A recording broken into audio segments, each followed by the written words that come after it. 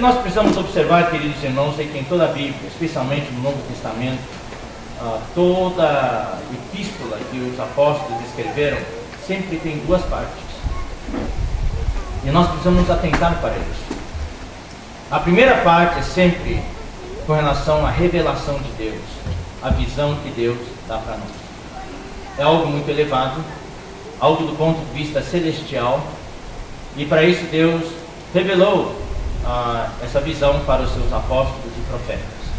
No caso da Bíblia, foram Paulo, Pedro, João, Tiago, etc. Todos os autores dos livros do Novo Testamento. Não falo tanto dos evangelhos, mas eu falo principalmente das epístolas. A primeira parte sempre fala da visão, da revelação. Na primeira parte, os apóstolos sempre falam da visão, da revelação, e na segunda parte, os apóstolos falam da nossa vida diária. E muitas vezes abordam assuntos muito básicos, até assuntos muito elementares até, que a gente acha que para um cristão, para um filho de Deus, para um ministro de Deus, ou para irmãos da liderança, nós nem precisaríamos tocar esses assuntos. Não, precisamos tocar sim. É um assunto, um problema muito sério na vida da igreja. Eu acho que você deve também ter essa experiência. Nós temos, por exemplo, irmãos que conseguem dar uma boa mensagem, não tem dificuldade de dar uma boa mensagem, conseguem dissertar bem acerca da Bíblia, falam muito bem, tem domínio da palavra, mas chega em casa e tem problema com a esposa, briga direto, pensa em separação. O que é isso? Isso é distanciamento entre a revelação e a visão e o viver diário, a prática. Então, queridos irmãos, vamos deixar Deus trabalhar, irmãos. Nós precisamos realmente, irmãos, praticar a palavra. Por isso que Deus é misericórdia em todas as suas, em sua palavra, Ele nos mostra os dois aspectos. Então, nessa primeira parte da reunião desta noite, vamos falar um pouquinho sobre a visão. Na segunda metade, vamos falar sobre a parte prática, que são esses versículos que nós lemos aqui. Então, na conferência, o irmão Dong nos falou do capítulo 1 de Colossenses. Vamos ler um pouquinho. Colossenses 1, versículo 1. Paulo, apóstolo de Cristo Jesus, por vontade de Deus e o irmão Timóteo. Paulo não estava sozinho, ele estava acompanhado de Timóteo. Isso é um bom exemplo de um líder. Um líder nunca está sozinho. Um líder sempre se faz acompanhar de seus cooperadores e outros irmãos, para serem ajudados, serem equilibrados. Aos santos e fiéis irmãos em Cristo que se encontram em Colossos, graça e paz a vós outros, da parte de Deus, nosso Pai. Você sabe que Paulo nunca esteve em Colossos. Nunca esteve. Quem era de Colossos era Epáfras, do versículo 7. E Epáfras era o próprio Paulo, ele era representante de Paulo. Ele falou aquele versículo 7, segundo fostes instruídos por Epáfras, nosso amado conservo, e quanto a vós outros, fiel ministro de Cristo. O que nós precisamos hoje na igreja é de muitos Epáfras. Lugares aonde o irmão Dong não consegue ir, alguns cooperadores não conseguem ir, os irmãos, os Epáfras conseguem ir. E levantam igrejas como Colossos, uma igreja saudável, uma igreja forte. Então, essa igreja em Colossos, Paulo nunca teve a oportunidade de chegar lá pessoalmente. Damos sempre graças a Deus, Pai de nosso Senhor Jesus Cristo, quando oramos por vós. Desde que ouvimos da vossa fé em Cristo Jesus e do amor que tendes para com todos os santos, por causa da esperança que vos está preservada nos céus. Aqui nós temos 3 palavras que são importantes para a vida da igreja: fé, amor e esperança. São as mesmas 3 palavras que encontramos em 1 Coríntios. Deus não trabalha na esfera da lógica. Por exemplo, quando o exército de Israel entrou na terra de Canaã e cercaram Jericó, Qual é a lógica? Qual seria a estratégia lógica para conquistar Jericó? É atacar a cidade. Atacar a cidade. Moisés vai tentar arrombar a porta, os portões, entrar na cidade e atacar. Mas Deus o que falou para eles? Todos os dias tinham que marchar em volta da cidade uma vez. Daí, no segundo dia, marchar em volta uma vez. Isso por 7 dias. E no 7º dia, marchar 7 vezes e tocar as trombetas. E os muros caíram. Isso é lógico? Totalmente ilógico. Não existe nenhuma estratégia militar que fale sobre isso. Mas é exatamente nessa esfera não lógica, a esfera da fé, que acontecem os milagres. Muitos milagres aconteceram. Muitos irmãos com quem eu convivo foram curados milagrosamente. E você deve conhecer também muitas curas milagrosas. A cura milagrosa não acontece na esfera da lógica. Na esfera da lógica, o médico desengana as pessoas, dizendo não tem uma esperança. Mas quando nós oramos pela fé, nós entramos pelo portal da fé. Nessa esfera, a sua intuição funciona. Deus manda mensagens diretas para você. Não é da sua mente, vem na sua intuição. Deus fala para você. Então a fé é muito importante. Fé, amor. Amor é o que nós vivemos hoje na vida da igreja. O principal hoje, elemento da nossa vida da igreja hoje é o amor. E terceiro, a esperança. Nós não somos seres sem esperança. Nós estamos cheios de esperança. No meio dessa crise atual, nós estamos cheios de esperança. Nós oramos para que, enquanto os outros estão em crise, os negócios dos irmãos prosperem. Esperança. Nossa esperança é que nós sejamos transformados nesta vida em tempo, para que quando o Senhor voltar, nós sejamos arrebatados. Transferidos para essa outra dimensão, outra esfera, que é a esfera do reino. E ali nós vamos reinar com o Senhor por 1000 anos. Essa é a nossa esperança. Eu aprecio, valorizo todos os líderes, porque não são líderes que têm um salário para ser pastor, coisa assim, mas todos somos pastores para cuidar da igreja. São irmãos que assumiram a igreja por encargo, mas por falta de capacitação, muitas vezes nós não fazemos as coisas da maneira correta. E as igrejas têm dificuldade de avançar. Mas são irmãos que assumiram a liderança por encargo. Estão à frente pelo encargo, pelo amor ao Senhor. Então, realmente é bastante difícil. Todos nós estamos aqui trabalhando e assim por diante. A minha esperança é que no mundo de hoje a gente está trabalhando, mas um dia quando o Senhor voltar, eu vou entrar em férias. Oh, glória a Deus! No reino eu vou achar um riacho, um rio muito bonito, esticar minha rede ali, né? Daí pegar um coco e comer uma tapioca na rede. Que vida, que! E daí o irmão Dom tirou minhas férias. Porque eu li aquele versículo e li assim, ó: servo bom e fiel, entra no gozo do teu Senhor. Esse é o versículo.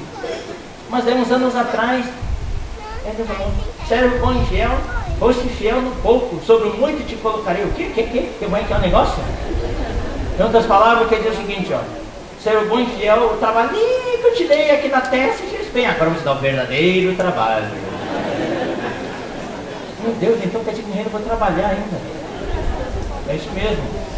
Acabou as minhas férias, não tem mais férias. Mas aí esse é o nosso destino, servir o Senhor. E até na Nova Jerusalém, os seus servos o servirão. Esse é o nosso destino, servir o Senhor. Louvado seja o Senhor. Então nossa esperança é poder entrar no reino e reinar com o Senhor. Daí, a última frase: da qual antes ouvistes pela palavra da verdade do Evangelho. E aí o irmão Dom, durante a conferência, me surpreendeu. Daí ele tocou no assunto. Essa verdade do Evangelho, qual que é? É que Deus se tornou homem para o homem se tornar Deus. Vírgula, em vida e natureza, mas não na deidade.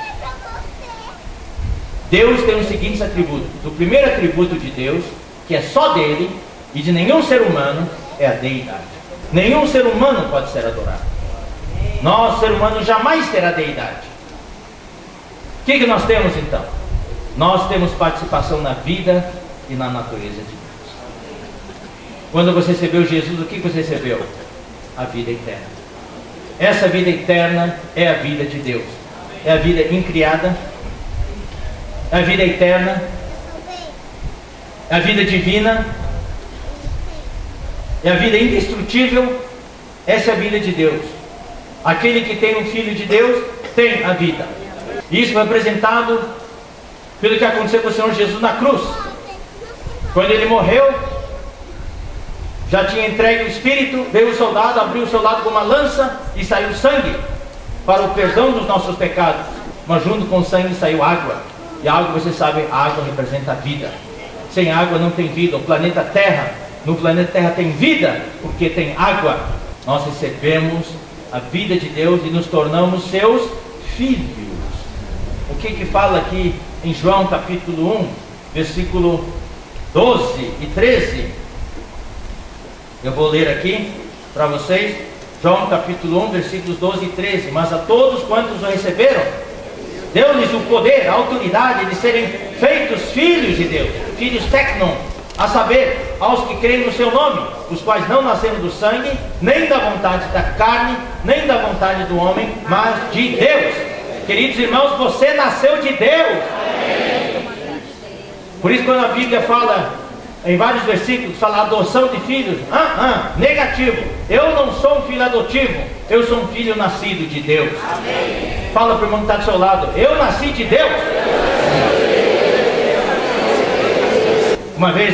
A última vez que eu fui para a Europa, eu conduzi um grupo grande de irmãos, o Café Tour. Eu falei para os irmãos, nós estamos num país estrangeiro. A pior coisa no país estrangeiro é você aparentar para as pessoas que você é estrangeiro. Então você tem que se misturar no meio da multidão. E você tem que fazer isso de europeu. O pessoal olha e você pensa que você é europeu. Por exemplo, eu vou misturar no meio da multidão, todo mundo pensa que eu sou europeu.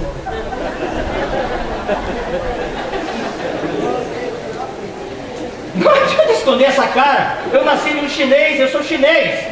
Eu nasci chinês, é genética. É o DNA. Você nasceu de Deus. Você é a genética de Deus. Você tem o DNA de Deus. É por isso que quanto mais você está na vida da igreja, se satura da vida de Deus, mais você se parece com Deus. Filho de peixe, peixinho não é. Filho de Deus, quando fala Deus é o... Então nós ensinamos, irmãos, não vamos falar quem Deus se tornou homem para o homem se tornar Deus em vida e natureza, mas não na deidade. É chocante. Tem irmãos que já foram na Sumaré, na rua em Sumaré, dizendo, eu sou Deus, na esquina. Rapaz, daqui a pouco chega um carro do manicômio e leva você. Não fale isso. Então nós ensinamos, irmãos. Pedro Dom que deu essa sugestão, eu acho muito prudente isso.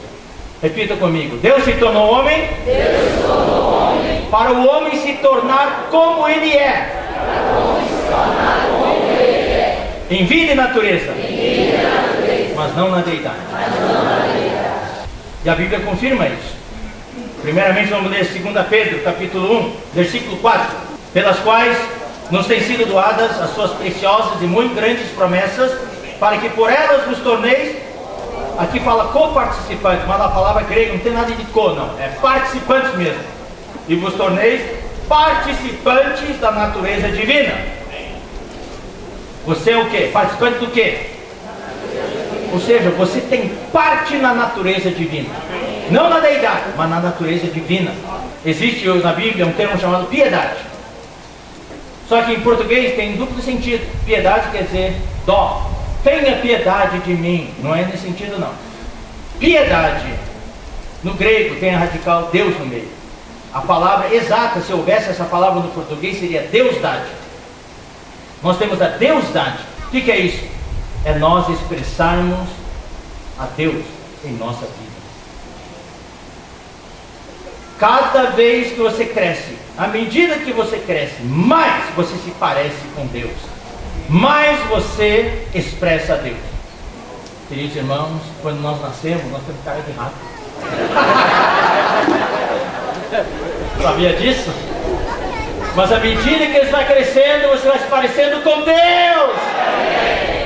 Vamos ler Romanos capítulo 8, versículo 29.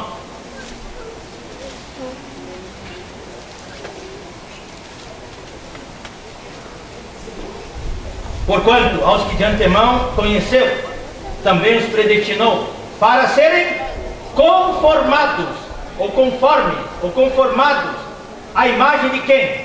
De seu Filho. Ou seja, nesse processo de conformação, nós vamos assumindo a imagem do Filho de Deus, a fim de que ele seja o primogênito entre muitos irmãos. Irmãos, aqui nós temos uma visão fantástica, e essa é a verdade do Evangelho. Na verdade, irmão, no fundo, sabe o que Deus quer? Deus quer muitos Cristos enchendo a terra. Jovem, você tem que ter identidade, você tem que saber quem você é. Não é só jovens não, adultos também. Nós somos filhos de Deus. Ele é o primogênito, nós estamos seguindo atrás. Vamos ler agora 2 Coríntios 3.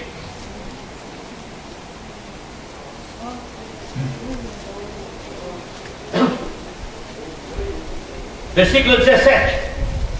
Ora, o Senhor é o Espírito, e onde está o Espírito do Senhor, aí há a liberdade. E todos nós, com o rosto desvendado, contemplando, e a palavra grega tem mais um sentido, e refletindo, como por espelho, porque o espelho não só contempla, o espelho também reflete, contemplando e refletindo, como por espelho, a glória do Senhor, somos transformados, aleluia, somos transformados de glória em glória, vai ocorrendo as mudanças em nós, numa glória, para outra glória, para outra glória, e nós vamos sair iguais a quê? Na sua própria imagem, na imagem do Senhor, como pelo Senhor o Espírito. E por último, vamos ler 1 João capítulo 3.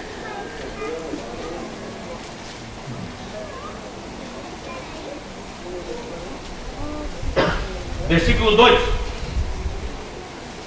Não, vamos ler 1 também. Veja que grande amor nos tem concedido o Pai. Deus não é só nosso Deus, Ele é o nosso Pai. Abba Pai, a ponto de sermos chamados filhos de Deus. E, de fato, somos filhos de Deus. Fala meu do seu lado, eu sou filho de Deus.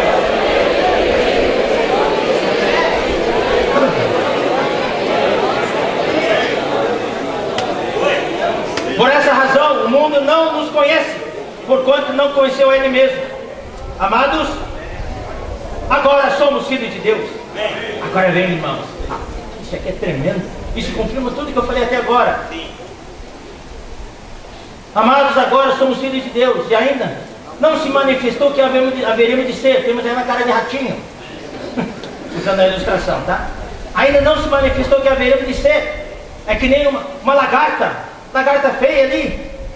Chega certo momento da vida da lagarta que começa a virar uma crisálida. Antes fez um casulo, se fecha no casulo, é uma crisálida. Você já viu um casulo? Eu já. Tentei ajudar a crisálida a sair borboleta.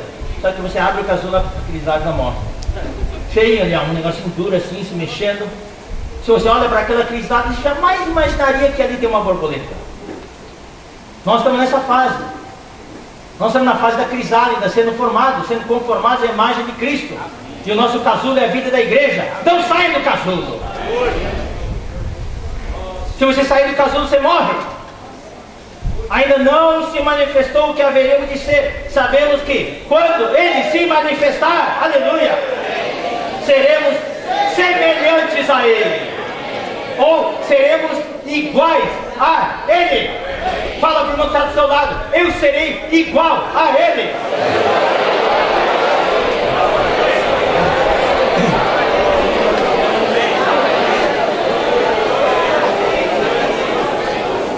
Queridos irmãos, por que seremos iguais a Ele? Porque haveremos de vê-lo como Ele é. Você sabia, irmãos, eu não tenho tempo para ler. Em Tessalonicenses fala que Cristo vai vir por um lado nas nuvens, por outro lado Cristo vai vir de dentro de nós. Cristo não está sendo formado em nós? E a Bíblia fala que um dia, quando Ele vier, Ele virá de dentro de nós para ser admirado pelas pessoas. Um dia, quando o Senhor voltar, o Senhor vai abrir o casulo. Vai ter um zíper. Está vendo o zíper? Todos vocês têm um zíper, tá? Tem que encontrar onde está a pontinha do zíper lá. Abre e vai sair a borboleta. Nós vamos ser glorificados. Cristo terá sido formado em nós e Ele vai sair de nós. Cristo vai vir por um lado das alturas, por outro lado Cristo vai vir de dentro de nós.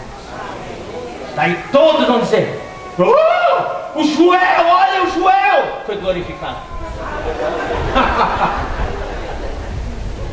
Hoje ninguém sabe. Ninguém dá a mínima para nós. Aquele crente lá tudo. Eles nos admiram, mas um dia quando Cristo sair de dentro de nós, todo mundo, nós seremos iguais a Ele. Então aquele hino não está muito certo.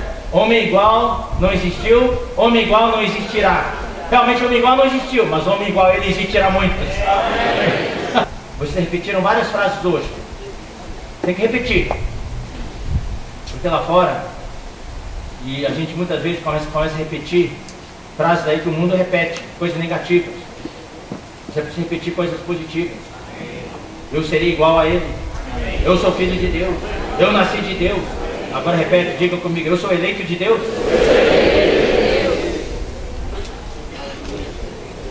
Santos e amados, Deus quer santificar você. Amanhã nós vamos falar mais sobre essa santificação. E Deus ama você. Querido irmão, querida irmã, eu quero declarar algo para vocês. Nesses últimos anos nós enfrentamos muitas tormentas, tempestades, perdemos irmãos, houve momentos houve terremotos no nosso meio, houve dúvidas, confusão, e alguns talvez até hoje não se recuperaram direito, mas você está aqui hoje. No meio de todo esse corre-corre, dessa agitação, uma coisa importante aconteceu, irmãos. Uma coisa negativa é que nós esquecemos de uma coisa. Nós nos esquecemos que Deus nos ama. Eu quero falar para você hoje à noite: Deus te ama. Amém. Do jeito que você é. Amém. Na condição em que você se encontra, Deus te ama. Amém. E Deus precisa de você. Amém. Eu estou muito feliz de poder servir os irmãos, ajudar os irmãos a resolver seus desafios e ensinar os irmãos a resolver seus próprios desafios. Amém. Não é resolver desafios dos irmãos, ensinar os irmãos também a enfrentar os seus desafios. Assim como o Senhor vos perdoou, assim também perdoai vós. Acima de tudo isto, porém, esteja o amor, que é o vínculo da perfeição. Tudo, irmão, se resume no amor. Quando nós falamos, irmãos, da natureza divina, irmãos, 2 Pedro mostra uma progressão. Começa com a fé, e nós precisamos associar com toda a diligência a fé à virtude, e com a virtude o conhecimento, com o conhecimento o domínio próprio, com o domínio próprio a perseverança, com a perseverança a piedade, com a piedade o amor fraternal, e com o amor fraternal o amor ágape. Tem que tomar cuidado se não desce um degrau. Não posso descer um degrau, tem que subir um degrau. O amor ágape, essa é a progressão. Esse amor ágape, esse amor aqui, ágape. Acima de tudo, porém, esteja o ágape, que é o vínculo da perfeição. Está vendo essa parede aqui? Essa coluna aqui, essa parede, ó. Eu não consigo derrubar essa parede. A parede é feita de quê? Tijolo. Tijolo. E por que não cai? Se eu coloco um monte de tijolos aqui, eu faço assim, ó, cai. Porque existe um vínculo entre tijolos. Que vínculo é esse? O cimento. A igreja precisa ter um cimento. Esse cimento é o amor. Seja a paz de Cristo o árbitro em vosso coração, a qual também foste chamados em um só corpo. Ou seja, você e eu fomos chamados para a paz de Cristo. E a paz de Cristo, queridos, não sabe para que é? É para a vida da igreja. O reino de Deus não é comida nem bebida, mas justiça, paz e alegria. Justiça é nós estarmos bem uns com os irmãos, estarmos bem na família, é a justiça, bom relacionamento. Isso produz paz. E quando tem paz, o resultado é alegria. E a vida da igreja, o que precisa hoje? De paz. A minha oração nesses dias é: Senhor, por favor, pare com as rixas, pare com as desavenças, dá paz para nós. O progresso só existe na paz. Nunca vai haver progresso no Afeganistão, nunca vai haver progresso no Paquistão, não vai haver progresso no Oriente Médio, naqueles países árabes, no Iraque, porque não tem paz. Tem progresso na Alemanha, porque apesar de ter sido destruído depois da Segunda Guerra Mundial, tem paz ali, e hoje a Alemanha é um dos países livres do mundo. Tem paz no Japão, então tem progresso. Tem paz nos Estados Unidos, tem progresso. Nos bairros onde tem paz, tem progresso. Nos morros cariocas, não tem progresso, porque não tem paz. O que a igreja precisa hoje é de paz para crescer. Tem um versículo em Atos, me ajudem, em Atos fala-se que havia paz. Que capítulo que é?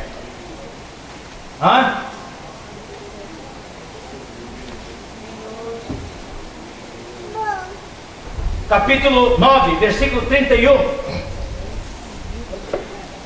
A igreja, na verdade, tinha paz por toda a Judéia, Galiléia e Samaria, edificando-se e caminhando no temor do Senhor e no conforto do Espírito Santo, crescia em número. Quando tem paz, a igreja cresce. O salmista orou: haja paz em Jerusalém. Nós precisamos orar pela paz na igreja, paz nas igrejas no Ceará, para poder crescer. A paz é para a vida da igreja. E por último, e sede agradecidos. Você está agradecido ao Senhor? Obrigado pelo meu marido. Não é o melhor do mundo, mas obrigado por isso. E não existe o melhor marido do mundo. Você acha que existe? O melhor é o seu mesmo. Fique com ele. E a sua esposa é a melhor do mundo para você. Para você é melhor, é a que vai levar você a vencer. Seja agradecido. Seja agradecido pelos desafios. Seja agradecido pelas enfermidades.